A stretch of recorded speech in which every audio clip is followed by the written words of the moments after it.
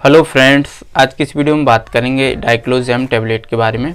इस टैबलेट के बारे में आज मैं आपको कंप्लीट जानकारी दूंगा, जैसे कि इसका कंपोजिशन क्या है, किस कंपनी का ये प्रोडक्ट है, कितना इसका प्राइस है, क्या क्या इसके यूज़ और बेनिफिट्स होते हैं, कैसे ये दवा काम करती है, कितनी डोज मरीज को दी जाती है, क्या क्या इसके साइड इफ़ेक्ट होते हैं और आपको क्या क्या प्रिकॉशंस ध्यान में रखनी है। इन सारी बातों के बारे में आज की इस वीडियो में डिटेल में समझेंगे, तो वीडियो को पूरा ज़रूर देखें, तभी आपको इसके बारे में सब कुछ समझ में आएगा और इस दवा से होने वाले कई तरह के नुकसान से भी बच पाएंगे। तो चलिए स्टार्ट करते हैं। मेरा नाम शिवपाल कुमार है, मैं एक फार्मासिस्ट हूँ। यदि आप भी हेल्थ और मेडिसिन से रिलेटेड कोई भी जानकारी चाहते हैं तो आप हमारे चैनल को सब्सक्राइब करें, बेल आइकन को ज़रूर प्रेस करें ताकि लेटेस्ट वीडियो की नोटिफिकेशन सबसे पहले आप तक पहुँच सके। तो चलिए शुरू करते हैं। सबसे पहले हम बात करेंगे इस टैबलेट के कंपोजिशन के बारे में। तो इस टैबलेट में दो दवाओं का कंपोजिशन है। इसमें है डाइक्लोफेनेक और पैरासीटामोल। जो डाइक्लोफेनेक है इसमें 50 मिलीग्राम और पैरासीटामोल 325 मिलीग्राम की स्ट्रेंथ में प्रेजेंट है। कंपनी के बारे में बात की जाए तो ओमेगा फार्मा कंपनी का एक प्रोडक्ट है और प्राइस के बारे में बात की जाए तो 10 टैबलेट का प्राइस। ये जेनेरिक प्रोडक्ट है, आपको एमआरपी से कम दाम पर आसानी से किसी भी मेडिकल स्टोर पर मिल जाती है। अब हम बात करेंगे इसके यूजेस और बेनिफिट्स के बारे में, यानी कौन कौन सी समस्याओं को दूर करने के लिए इस टैबलेट का इस्तेमाल किया जाता है। तो डाइक्लोज़ैम टैबलेट का इस्तेमाल स्पेशली दर्द और बुखार की समस्या को दूर करने के लिए किया जाता है।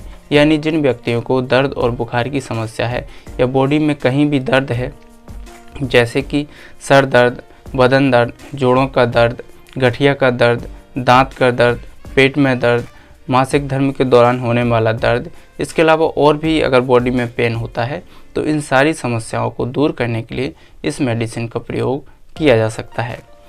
अब हम बात करेंगे ये मेडिसिन कैसे काम करती है।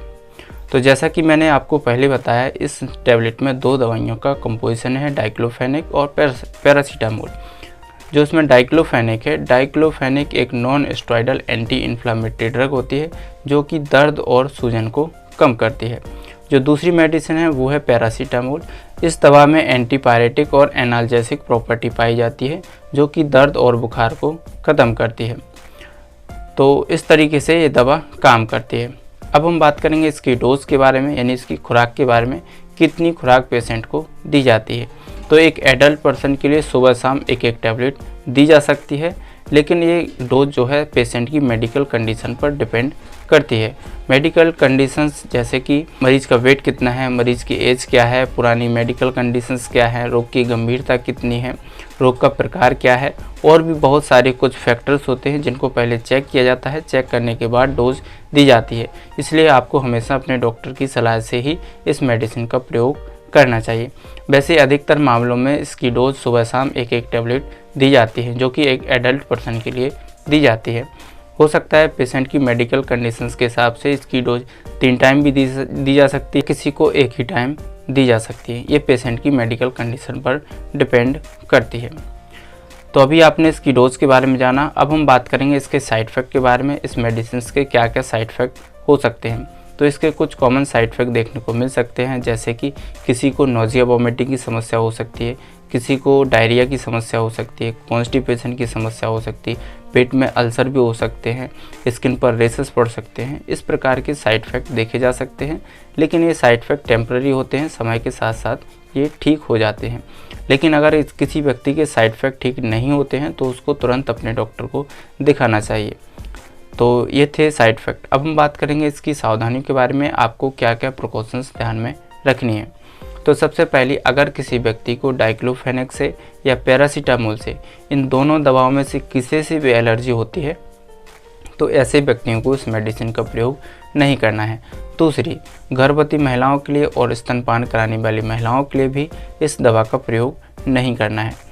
नेक्स्ट है, अगर किसी व्यक्ति को लीवर से जुड़ी या किडनी से जुड़ी कोई गंभीर बीमारी है या प्रॉपर तरीके से काम नहीं करती हैं तो आपको इस मेडिसिन का प्रयोग डॉक्टर की सलाह के बाद ही करना चाहिए।